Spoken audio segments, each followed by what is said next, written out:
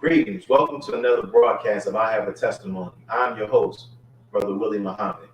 Today we are blessed to be joined with another student minister under the leadership of the Honorable Minister Louis Farrakhan. He's our brother Amon Muhammad. He's the student minister of Muhammad Mosque number 34 in the city of Durham, North Carolina. In the time that we have left, I'll try to be as short as possible. We believe, of course, those of us who are with the Honorable Minister Louis Farrakhan, we are with him because, as you can see, we believe that that is what the Honorable Elijah Muhammad desired for his followers. Now, you know, the Imam, may Allah be pleased with him, beautiful human being, and you know, did a tremendous work that is still going on where Islam is concerned. I respect his community. I respect the members of the community. And I believe they are better examples of Muslims than if we want to use, and I put in quotes, Islamic orthodoxy or traditional Islam. So joining us today, as I said, we have our brother Amon Muhammad. Assalamu alaikum, dear brother. Wa alaikum salam, Brother Willie. Good to see you, my brother, always. Yes, sir. And thank you for joining us, man. I'd like to get straight into the interview. So let's get to sir. it. You know, in preparing for this interview, I came across an interview in an online article that you did. And in it, you spoke about how you were a student of the Bible during your early days at the church was called Bold Springs Baptist Church in rural Rockingham County. So share with us some of your experiences and memories about growing up in the church and developing that love and that knowledge of the Bible. Yes, sir, brother. And again, thank you so much for allowing us to be on the program. And we're very appreciative, and we enjoy watching NNV News and all of the work that you all produce down there in the city of New Orleans and the believers that help you. Excellent. You know, the early church experience, brother, is, I think, something that is very good. And I feel very privileged, in which some people may, find that unusual. I feel very privileged to have spent my early years in the church, in that church experience. And I was blessed during that time to not only just go to church in a regular sense, but my favorite part of church was Sunday school. And when I was very little, I would say 5, 6, 7, 8 years old, coming up, our Sunday school superintendent was a very strong brother, and Deacon Hubert Adams. I'll never forget him as long as I live. And so we would break out, what today we would call breakout rooms and whatnot, and based on age groups and what have you. And we would come back, and every time we came back, you would have to share what was discussed in your group, what you learned, and what no playing, what no laughing, what no joking. And when he would get to you, you would have to stand at attention. Before you even spoke, you would have to stand at attention, and you would have to say, "Dear brother and superintendent, this morning I learned in Sunday school," and then you made your point. So there was always times that, we would have, different things or field trips or what have you. But I feel like I was blessed that in those early years, the overall, the church experience, it was a serious thing. And it really made us appreciative of what was going on, and very appreciative of God's word. And I still have a lot of stuff from, the late 70s and early 80s, and my first Bible that I was gifted there, and I even show my children sometimes things that I highlighted in the 80s that's relevant to the day. So, it was excellent, brother. As I got older, of course, I wanted to do more, where our people was concerned. And so, the connect with the community and what some would call activism was lacking, but overall the spiritual basis in terms of the appreciation for the Word of God, I definitely say in myself it was formed in the church.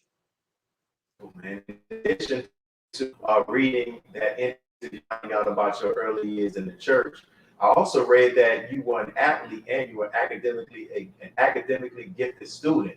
So can you talk about yourself as a student and as an athlete?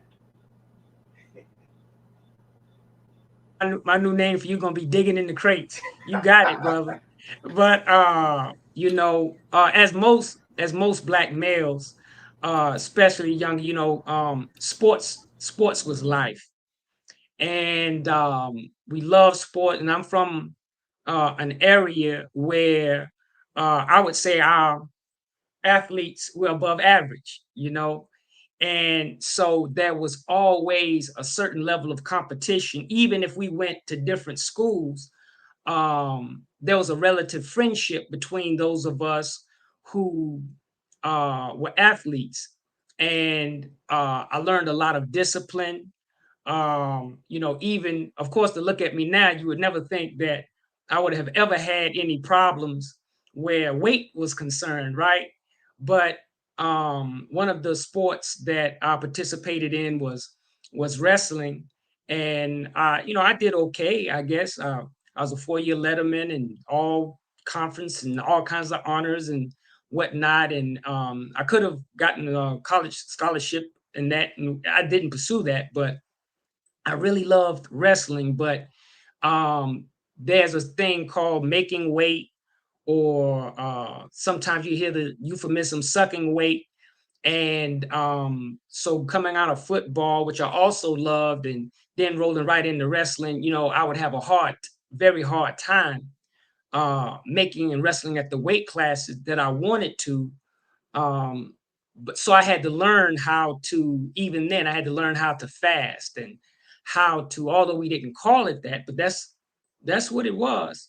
So, by the time I came into Islam, and there were, they start talking about, fasting, and, not eating and not drinking. I said, well, okay, I can do that. Man, that's not hard.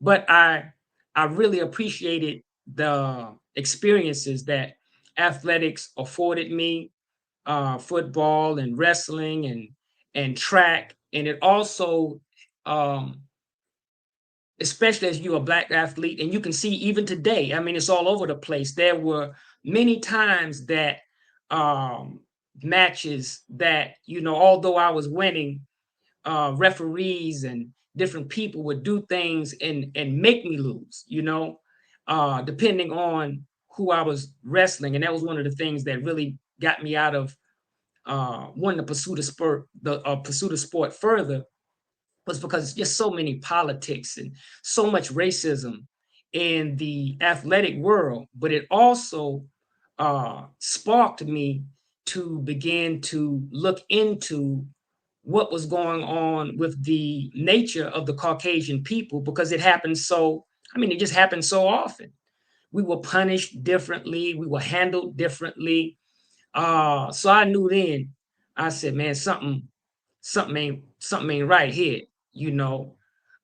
So I think a lot for those things that were uh sometime made me angry or disappointed, and things that I wasn't afforded um proper recognition in, I guess I would say. But if that had not happened, it would not have made me look into the nature of what was going on with the people that were doing this. And in during a tumultuous time, somebody put a copy of Message to the Black Man in my hand, and of course, that explained everything that we were experiencing. So I Yes, love sir. sports And still that to and this that's day. one Yeah. of and we're definitely going to get to talk about that, how that message to the black man got in your hand. But it was interesting also that in the interview you spoke about how your reading of the Quran ignited your interest in Islam. And so how did you come about, like who put the first Quran in your hand, and how did it impact you? Yes. Well, at that time, it wasn't as many black bookstores and things of that nature at that time. And so I used the library a lot for whatever I wanted to do and research. And so I would go back and forth, trying to get little dabs of wisdom here and there and whenever I could. And at the time when I was in the 12th grade in 1990, my girlfriend at that time, she was going to NC State in Raleigh, and she was studying as well. And she gifted me my first Holy Quran. And man, when I got it, when I got into that book, man, I couldn't put it down. It was a Yusuf Ali translation, and which I still have, and I still have that same Quran. And so that was it was a recommended version, right, of what the Honorable Elijah Muhammad said that we should study. So that's how I actually had my first Quran that was recommended that we should study with the clear language, not by translated by Christian authors, I guess I would say.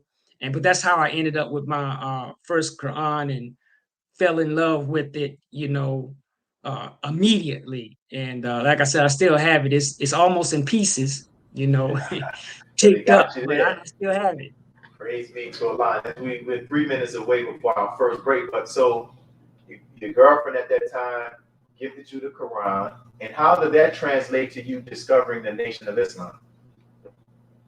Well, I got the book also. I had the Holy Quran. One day I got a Final Call newspaper from a brother who was interestingly, he's in our mosque in Durham today, but we met, this is like over 30 years ago now. Sold me my first paper. And so that's how I was introduced to the Nation. And at the time, it wasn't any members of the Nation in my school and whatnot, but I was friends with some Muslims that were in the school, immigrant Muslims from Pakistan, a good brother I'm friends with to this day. And so he would have different things and papers and whatnot that they would have. So I was just getting all kinds of things. And he was actually the first brother who taught me how to pray and whatnot. But he had a paper one day that some speaker was coming, and one of the things he was going to talk about was how, Minister Farrakhan and the Nation didn't represent Islam. So I had to go to him and say, hey, Muhammad, what's up with this here, man?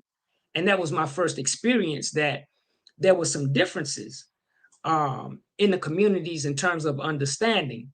So we remained friends, but that was the last time I, went and got any water from that well. And then I began to search for where I could get more of just pure teachings of the Nation of Islam, which ultimately I found my freshman year, months later in Greensboro, North Carolina, when I attended North Carolina A&T State University. And beautiful. It's interesting and beautiful just to hear, you're from being in the church with the Bible and understanding the Bible and how the guy was having everybody stand up and share what they learned, and then your experiences in wrestling, and then being gifted the Quran, and then from that point, and now you're here, is all a part of that recipe. So look, we're approaching our first break, brothers and sisters, and we're here. Like me, I've already enjoyed hearing our brother's testimony, how he actually journeyed to the Nation of Islam. So we're about to pause for our first break. You're going to hear from some announcements from some of our public sponsors. Then we'll be back to hear more of our brother Amon's powerful testimony. Make sure you hit the like button.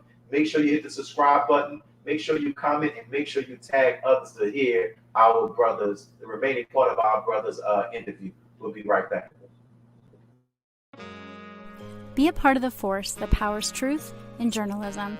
Your support helps us to highlight solutions for a brighter tomorrow.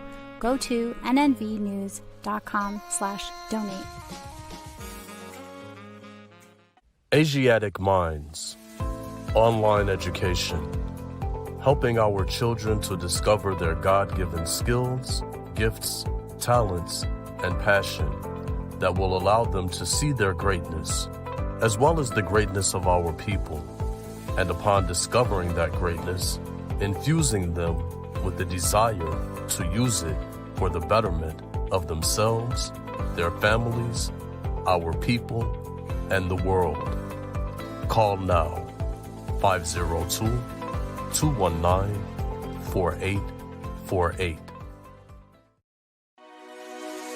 This is Sister Sajda Muhammad. We are proud to announce that the Sajda House commemorative Elijah coins are finally here.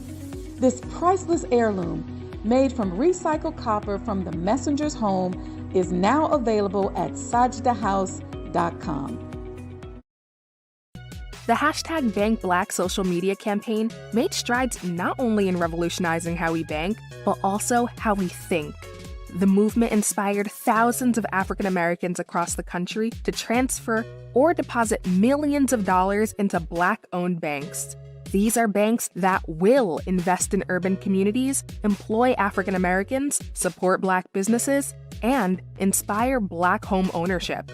This is a very proud moment for our culture as we are taking small but significant steps towards building Black power through Black wealth. Thank you for tuning in to NNV News. Please share your thoughts with us in the comments section below. Follow us on social media at NNV News, and please subscribe to our YouTube channel, National Network View. This is Clifton Muhammad with NNVnews.com.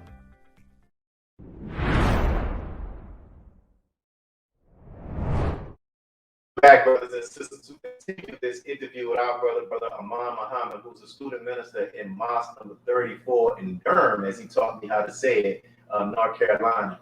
Man, in reading that article, this is probably one of my favorite parts and one of the most beautiful parts of that interview was when they asked your mother, about how she felt about you accepting Islam, and she shared some beautiful words about how she was not disappointed with you becoming a Muslim. Can you share with the audience just how your mother felt and feels about you being a Muslim and a student minister? Oh wow. The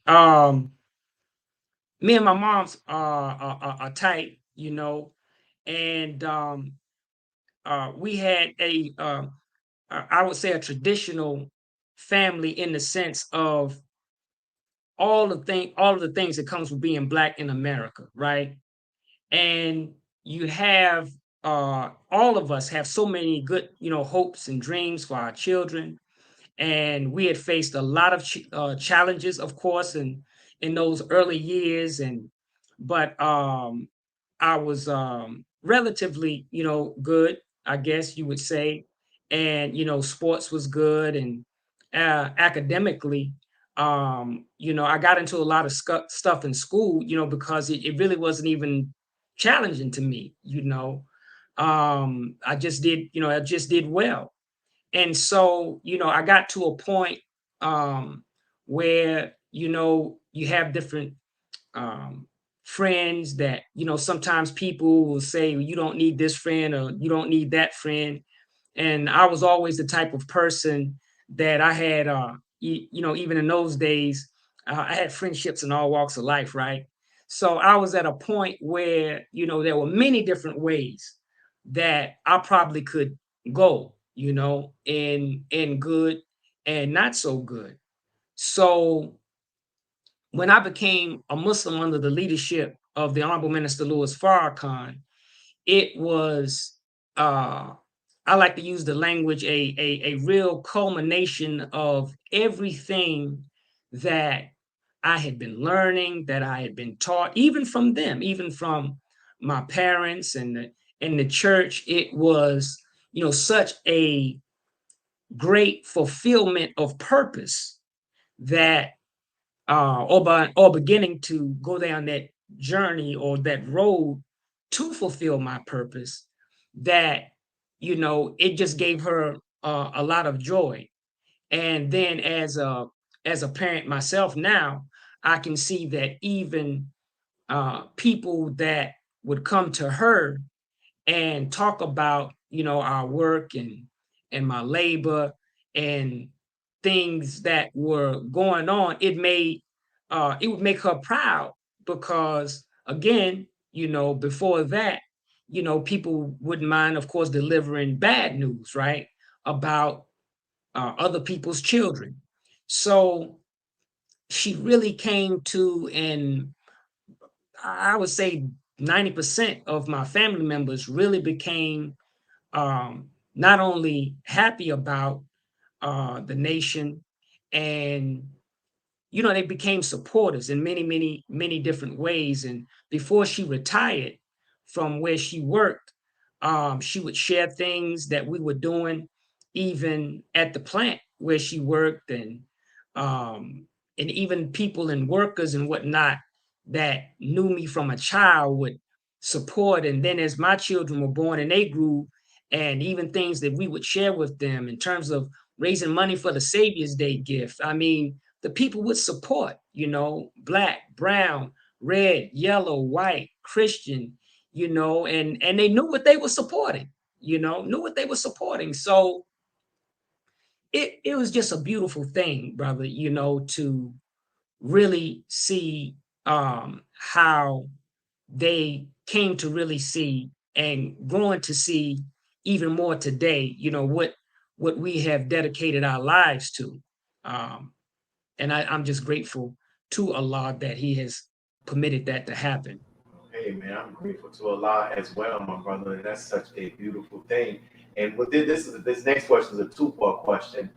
How did you become the student minister of Muhammad Mosque number 34? And what would you say has been one of your most profound lessons that you have learned being the student minister? Oh wow. Well, as you were mentioned earlier about the journey, I think all of us at some point, we have to come to grips with that, just being chosen as Black folk. Yes, we're chosen as a people, but we're also chosen as individuals. And that, God He really orders our steps, and we have to learn how to surrender to that. And so I joined in Winston-Salem. We got the things going in Greensboro when I was at A&T, and we grew to become a mosque really from nothing into like 3 years, which at that time we didn't realize how fast that was, because we was just practicing Islam, right? And then the minister asked me to get something going in my hometown where I was from in Reedsville. So, all of those things that we were going through, none of those things I really asked. It's just that it went that way. And so we had a few cities in our region that were in need of student ministers for different, reasons and circumstances. And so there were a few cities that I was asked if I was interested in going to. And part of my youth also included my one of my mother's brothers, my uncle, who he lives in Tampa now, but at that time, when I was coming up, he went to Central. I don't hold that against him. We still go back and forth, although A&T is the greatest university on earth. But I would spend time with him in the summers in Durham. So Durham was a city that I was familiar with in terms of the beauty of the people, the culture. When I say the culture, I'm talking about the Blackness, I really liked the city, and I knew a few people there as well, and other people that were doing, good work. So I thought that was a good fit probably for myself and my family, and it proved to be a good fit for us. And over time, every day that passes, I can see again that this was another aspect of Allah's hand being over us in that way, because there's always something that arises that, had those other steps not occurred, I wouldn't be able to handle sometimes what goes on now. So I would say one of the most profound lessons that I've learned since I've been there is really how to, and this may sound cliche, but how really to trust in God. Because you have to really trust in him, because every time you go into a new environment, you're learning people in the area and people are learning you, who is that? What's this all about? You know what I mean? So I learned early on that you really can't vindicate yourself. And, you have to stay focused on the task at hand. And if vindication comes, but you can't get sidetracked on, spending extra hours proving your rightness, and that's one of the many things that I've learned. And I've also learned how people, if you give them a chance, they'll rise to the occasion. And the believers there are, in my opinion, very good believers and good Muslims, and who work best when they are challenged, by different goals, different things that we should do, as believers. So I've really learned that we function best when we have something hard and difficult, and something of that nature that we're working toward, and then working with the broader community that really look for us sometimes, even if they don't admit it, to give something in the way of guidance. And I've also learned over time, especially being there, not to worry about whether when they do what they do, whether our part is cited, so to speak. Don't even worry about it, because at the end of the day, all of that, Allah is going to make the people to see all of what's going on of consequence in the world. They're going to learn that the root of that is in the Nation of Islam. Yes, sir. And I know this is a large question. You can keep within this 3 minutes before I break. Just go back down memory lane. What was the first time you met the Honorable Minister Louis Farrakhan? The spring of 1992, March. It was late March, early April of 1992. And that was a powerful, thing, of course, for me, because I was still a teenager at that time. And he was just, so warm, so gracious, beautiful brother. And he really embraced me, as a brother, and was all, very interested in what are you doing in life, and what are you doing in school, and where are you from? And in your introduction, you had mentioned the Bold Spring Baptist Church, which is I don't know the mathematical chances of this, but the minister told me, and the reason he asked me to go to Reedsville from that was because that was a place that he had got sparked, where Islam was, preaching was concerned. He later would become a Muslim, but his inspiration to preach God's word came there. He told me about the pastor and the preacher. And I did my own research in my family and whatnot. And we came to see that the preacher that he heard probably was the man by the name of Reverend Hill, who was actually my pastor when I was a little boy. In the church that I grew up in was named Bold Springs Baptist Church, and which is the same name of the church that the Honorable Elijah Muhammad's father pastored in the name of the community that the Honorable Elijah Muhammad grew up in Sandersville, Georgia. So I thought that was quite interesting, that even in those early years, the Honorable Elijah Muhammad and the Honorable Minister Louis Farrakhan were connected in their beginnings. And I say that because I believe all of us who help him, we're connected to those two in many of the same ways, if we would just look into our own lives and see that we're born to help him. Beautiful, man. You building and more is coming out in this rich testimony. So we're approaching our next break. It's our next break, brothers and sisters. For those who are watching, hit the like button, continue to share, and return back after this next break. You can hear more of our brother's testimony. Brother Amon Muhammad from Mosque number 34 in Durham, North Carolina. We'll be right back. Be a part of the force that powers truth in journalism. Go to nnvnews.com/donate.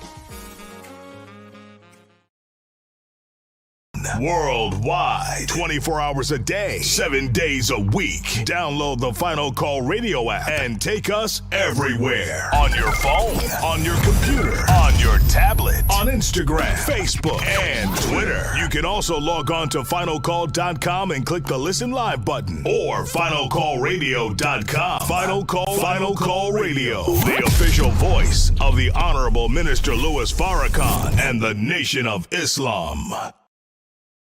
Please share your thoughts with us in the comment section below. Follow us on social media at NNV News, and please subscribe to our YouTube channel at National Network View. I am Willie Muhammad with nnvnews.com.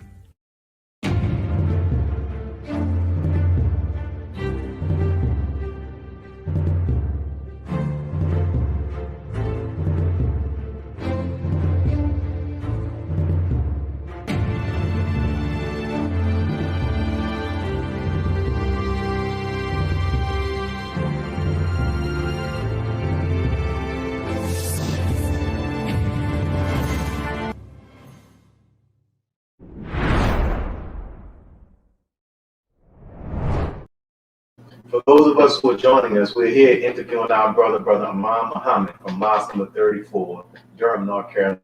Just finished sharing just how the connection and between the Honorable Minister Louis Farrakhan being inspired by a pastor in regards to the teaching aspect and the preaching by a pastor that was actually the pastor of a church that was the same name of the church that was pastored by the Most Honorable Elijah Muhammad's father. So I'm glad we're getting that history. And since we're on the topic of the Honorable Minister Louis Farrakhan, you know, you're a student minister of the minister, and you've had the opportunity to see the minister in public and in private settings. Can you share with the audience just 3 qualities of the Honorable Minister Louis Farrakhan that you would wish the world would know about him? Yes. First, you know, even how you place that, brother, you know, public and private. One thing about the minister that I've observed, and I'm sure you have in others, you know, is he's the same person, public and private. And, you know, most of us have, you know, public and private, you know, presentations. I'm not saying or talking about business, you know, your private business and public business. I'm not talking about things that, of course, should be, you know, kept within your home in terms of private things. But I'm talking about, you know, the attitude and persona of the person. And the Honorable Minister Louis Farrakhan is the same person in public and in private. He's the same man. What you see and what you experience is not a show. It's not a facade. He is a beautiful man, human being, inside and out. And so I would first have to say his level of humility. And when I say by his level of humility, as I remember him mentioning that how the Honorable Elijah Muhammad told him that, brother, once you learn who you are, you will have to struggle to hold yourself down. And I can bear witness that he evidently has been able to handle that struggle, because a man of such consequence, to be able to walk the earth humbly as he does, with the great task that is on his shoulders, mentally, spiritually, and even with his physical challenges, that he, you know, he could have an excuse to get out of pocket, you know, as often as maybe he would like, but he doesn't. So he never acts that way. And when we're in his presence, it's always, you feel lifted, you feel elevated. And even while he is correcting you, that it is never mean. he's not a person who you get in the sense that there's no vindictiveness there. There's no jealousy there. It's no, I'm going to shine on you there. Oh no, it's none of that. So his level of humility and being able, as the Holy Quran puts it, to lower his wings and allow us, even to a degree, at our own pace, to climb up on his wings to be lifted. He is a very, very, very humble and beautiful, beautiful, beautiful man. So I'd have to say out the gate, his humility. Another quality that I admire in him is his ability to pay close attention to details, things that we would take for granted or not even notice in a room or any type of environment. His awareness of his surroundings,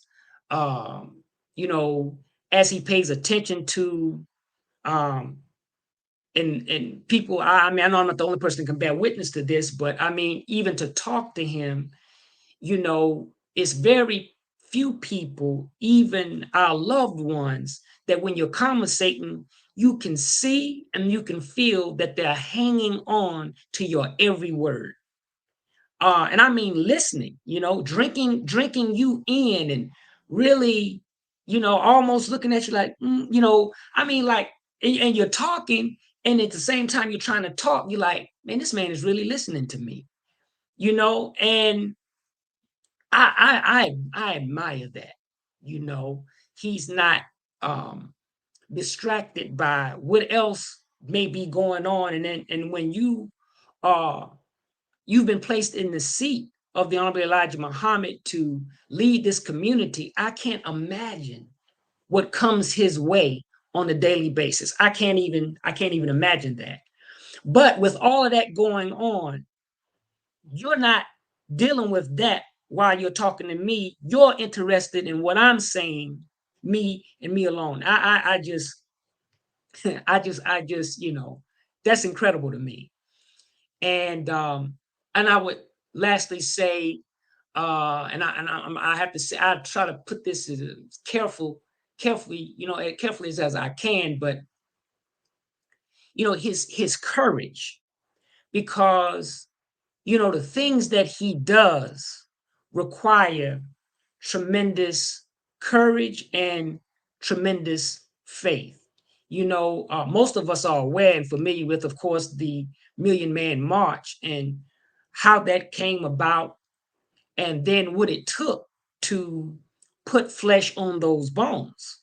But, really, in reality, everything that the minister has done has followed that pattern, where his faith in those two, Master Father Muhammad and the Honorable Elijah Muhammad, is at the very core of his being. And so when they inspire him to go this way or that way, he moves, and he doesn't take a poll and, wait on what the public opinion may be or whatever. I mean, even what our opinion may be, he respects us, but he's not going to not do something that those two want him to do because we're not necessarily with it. You understand? So his courage to go forward, no matter what the odds is. And I mean, it could be the Million Man March, acquiring all of our properties, or reacquiring, I would say, all of our properties, his world tours, that everybody should go and look into and study and catch up with, his trips to Iran, especially this last one. And you can go on YouTube. Your audiovisual department produces very, very good work. Go visit Mars 46's page. You can visit my YouTube page. I share a lot. That last Iranian visit, it was powerful, but it required tremendous courage and tremendous faith. So, I mean, he's just he's a beautiful man. I mean, on every imaginable level. And I think that everybody, of course, we're biased, but practically speaking, you should follow the Honorable Minister Louis Farrakhan, whether you get your bow tie or headpiece. You should do everything you can do to follow that man, his level of humility, his level of attention to everything, and his courage and his faith and standing up. And then the world always ends up catching up with or catching up to what he has shared with us. He is a beautiful human being, and the more you learn about him, the more you will love him and the more you will admire him. Yes, sir. Thank you for those beautiful words, my brother. And we're going to transition to talk about some of the work you're doing there in Durham, North Carolina. And I know one of the big things before this 4-minute break we have, tell us about the annual Black Family Day for Unity that you've been doing. What made you begin such an event, and what have been some of the accomplishments? Everything I do, brother, and I'll tell anybody, I'm trying to copy the minister, as we're told in our lessons, copy the minister, right? So, that didn't come from myself. It came from the Honorable Minister Louis Farrakhan, in how I saw that he was able to galvanize the Black community overall in terms of those in business, those in the arts, the spiritual community. And I said, this is beautiful. This would work. And so I actually got the idea and the desire to do that from him.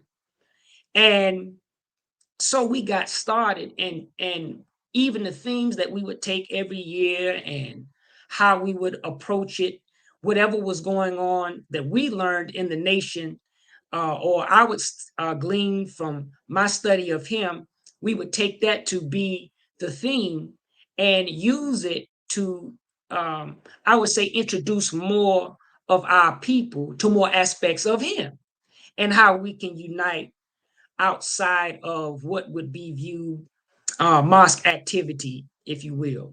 So we've had, since that time, we've had many people to be not only business people that will come and present, but we've had many people that we've learned about who've gone into business and had the privilege to watch their businesses grow.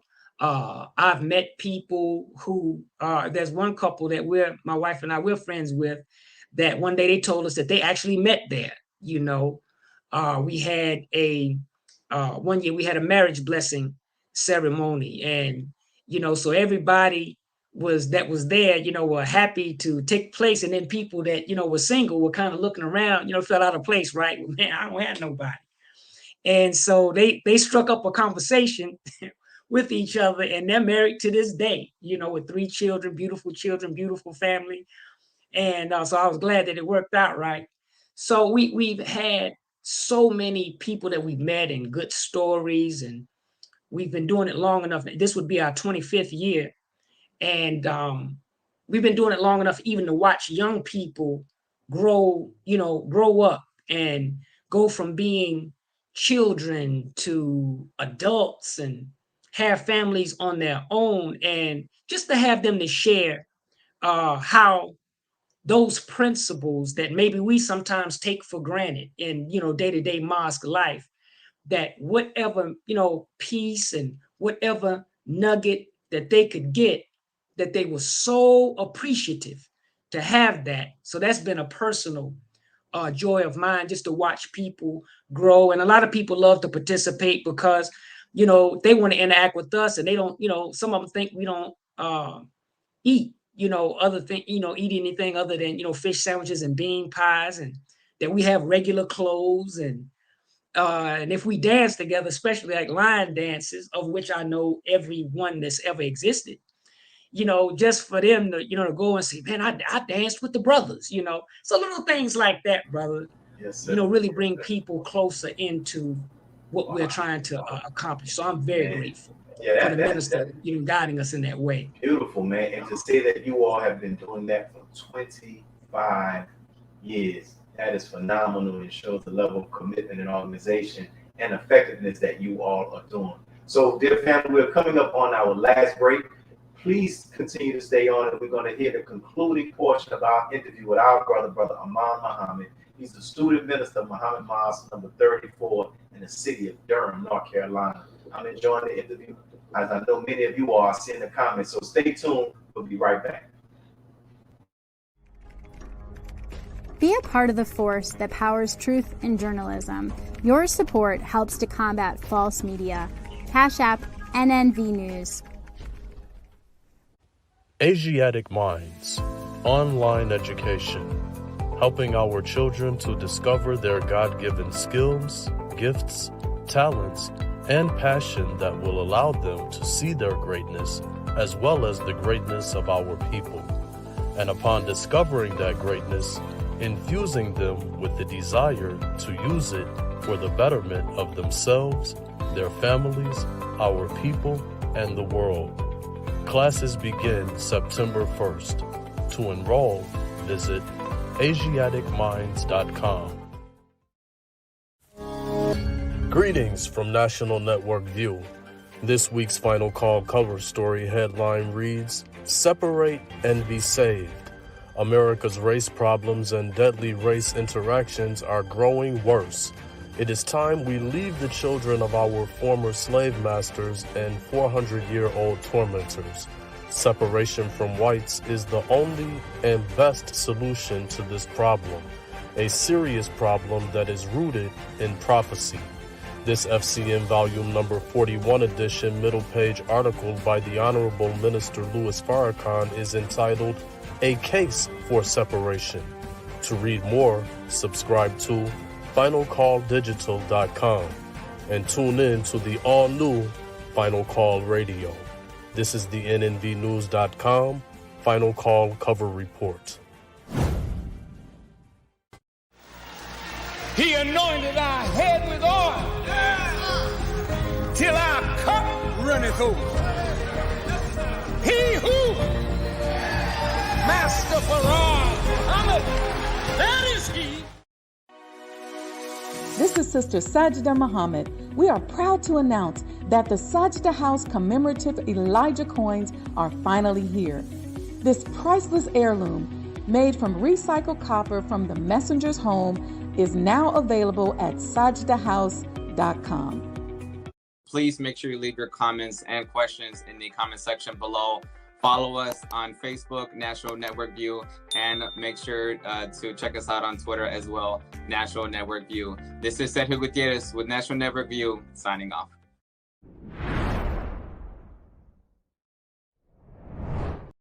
And we're back, brothers and sisters, continuing our interview with our brother Amon Muhammad. Brother Amon, one question I wanted to ask you is interesting.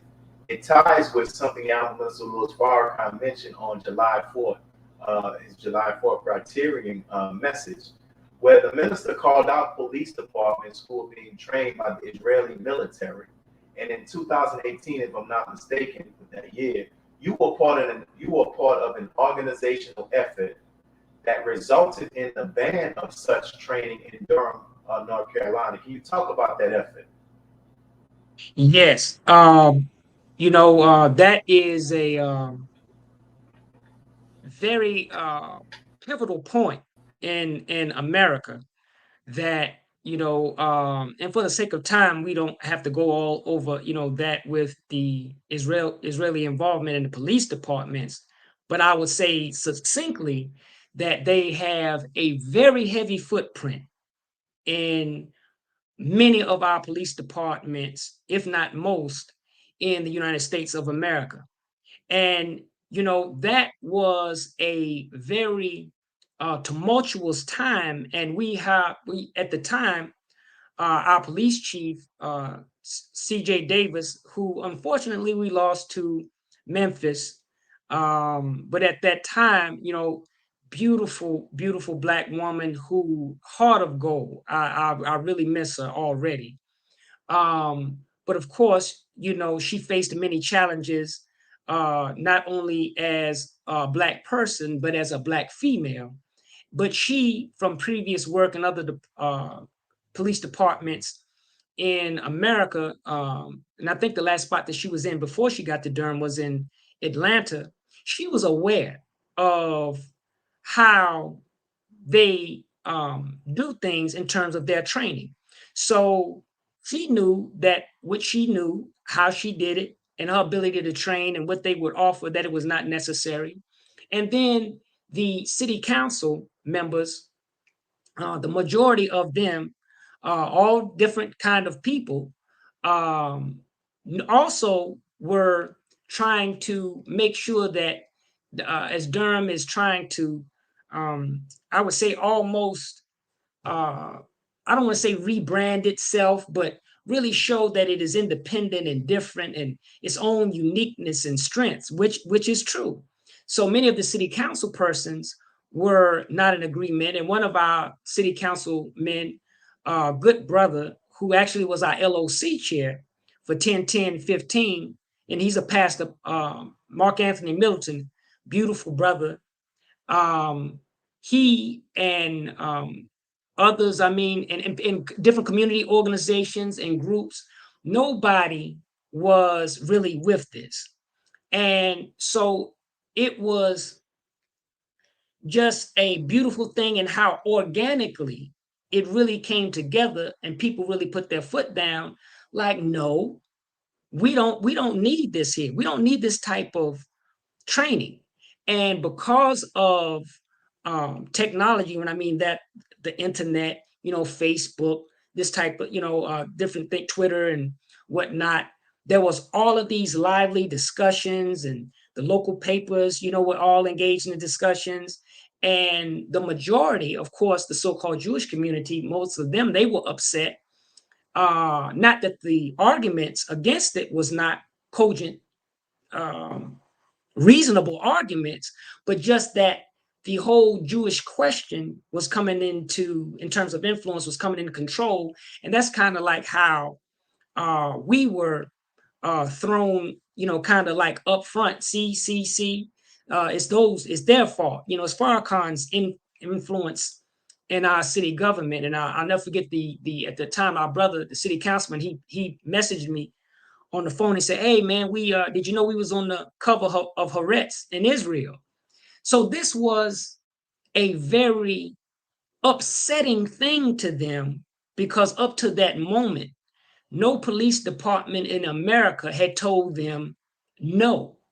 And that's why they made it, circulate all over. And I believe that some of the things that we're suffering now, as you know, we're often members of the Nation of Islam push this conspiracy theorists and whatnot. We don't subscribe to that as theory, because everything that we teach can be proven. And right now, there's an uptick in violence and crime, and we have a lot of things that we suffer from as a people.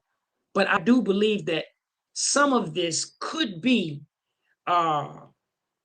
egged on by others, even to prove a point that, ultimately they would like to say that that was a mistake, and that the police department can't get a hold of what's going on in the area, and they want to either bring in stronger forces or National Guard, or force the city to backpedal and accept that type of training. So that's another good thing that I had a chance to watch and witness close up, that a lot of things that even people may think that is impossible. Oh, no, you can't do them. You can't tell them no. No, you got the door shut in your face there. You can't, we don't need you. You can't come here. And so that's a beautiful thing. And if people don't understand it, you will grow to understand it if you just do a little research and do a little study, that these people do not mean us well at all. Did you have an opportunity to share with the Honorable Minister Louis Farrakhan anything about the whole back and forth with this? And if so, were there any guidance that he shared with you? No, sir. I never spoke with him about it. I only sent in writing things that came up. I sent correspondence, if you will, of the different twists and turns as things will come up. But to but I never spoke with him about it. But to be very frank, we have been already very well guided, and we have so much right at our fingertips already from him, that we can use, that will tell us, wherever we may be, what our next step should be. And, maybe we should do this, maybe we should do that. We have it.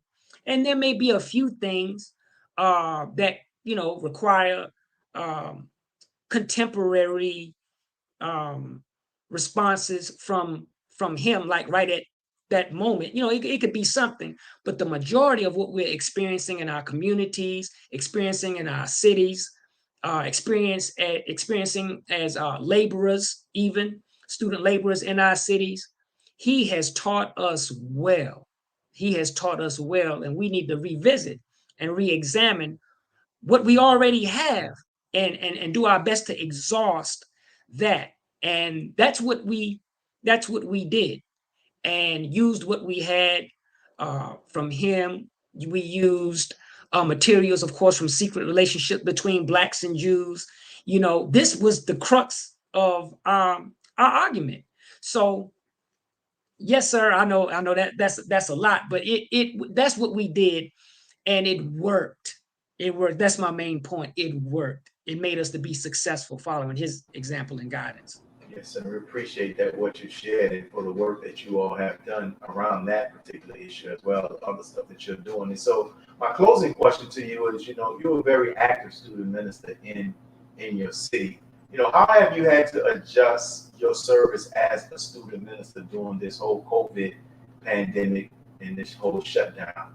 It's the last question before we get ready to log on. Yes.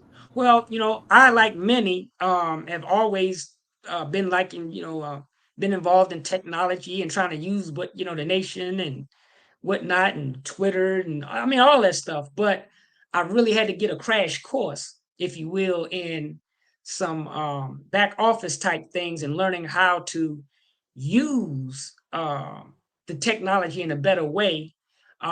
So we've made adjustments in that way to do more things online. And of course, we started going back out, on Mondays and call outs. But there was a period in which we were not out at all, as you know. And unfortunately, it looks like, the way these people are moving, we're probably going to go that way again, although people don't want to accept it. But again, it helped to learn how to use more, and over time really reach more people, because the things that we do and the things that you produce, it's there. So even if people miss certain aspects of it, it's there, and they can go back and view it and whatnot. So I'm appreciative of the many advantages that have come about. And as we chatted maybe earlier about, in nearly 30 years of being in the nation and family life and whatnot, it was also the first time I've never been at home before, my whole adult life, where I've had an opportunity to really be with my family, because the mosque, in this labor, it's go, go, go, go, go. So there's some good that I would say personally they came out it for me, things that I discovered, in my own backyard. Baby, like, what's that? It's always been there. You ain't never seen that before. I never spent that much time in my house before in the yard.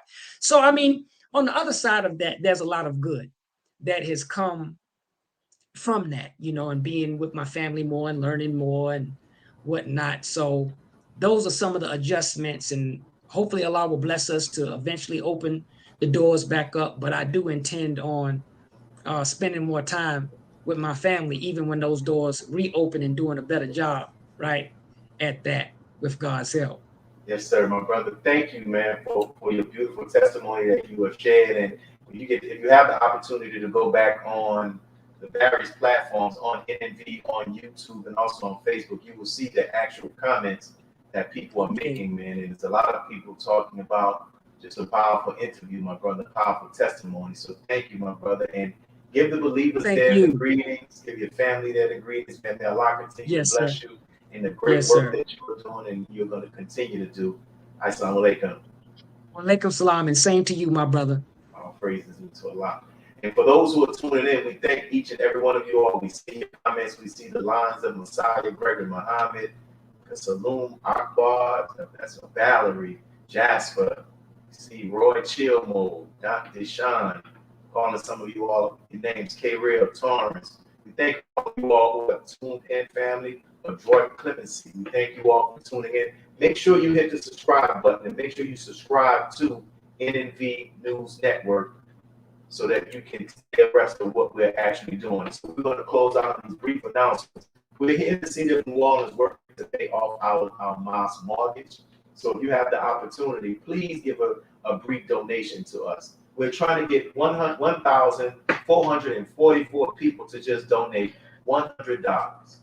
1,444 people to donate $100. You can make that donation on Cash App. You can make that donation on GoFundMe and on PayPal. Please make a donation. We would greatly appreciate it. And in addition to that, we are praying for those who've been impacted by COVID, especially as we're seeing now these cases arising, these breakthrough cases, which they were saying at one point that if you had the vaccine, they were basically saying directly you couldn't get this thing again, but it's coming out. So we'll continue to pray for you all and thank you all for tuning in to I Have a Testimony. Peace. God came to us to seek and to save that which was lost. He raised a man from among us. He, the Honorable Elijah Muhammad, laid the foundation. What I'm doing is something that comes from him through me, and the thing that he uses in me to do the work is my faith in him and the word that he taught. To produce men and women who wanted to clean up their life and build an independent nation for the glory of God. Be a part of the force that powers truth in journalism. Your support helps to combat false media. Cash App NNV News.